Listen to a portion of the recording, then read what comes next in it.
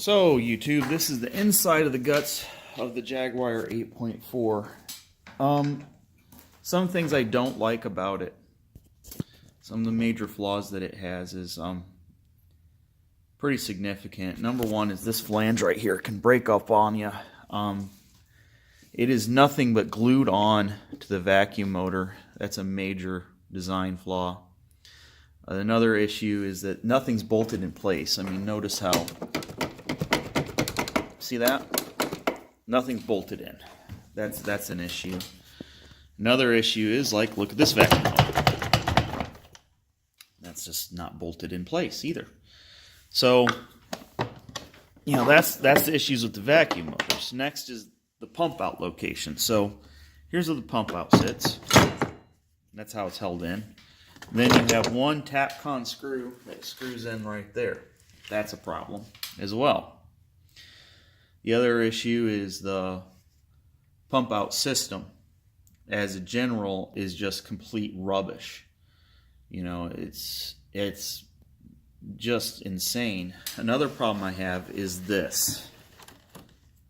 I mean, come on. Those are trailer connectors, guys.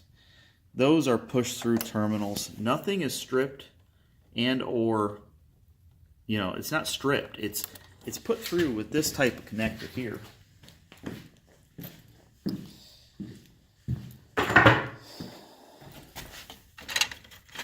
You know, those are just fancier versions of these. These are used for trailer lights, for hillbillies to use on their trailer lights. They're not actually designed properly. You wouldn't want to use that every day. I mean, this isn't a bash on this machine. This is just facts that are issues. The other thing is the return line for the pump. Right here is the return line for the pump. See that? How that's just... That is just a crimped, you know, attached on with a, you know, nut. There should never be pressure on this side. But if it was to ever be pressurized, it will blow because this pump's capable of 900 psi. The pump's actually somewhat held in place, but the vacuum motor rattles against it. This vacuum motor rattles against it. I mean, that's not what you want to see in a professional machine. You know, it's very disappointing once you pop the hood on one of these, and, you know, I won't recommend it anymore.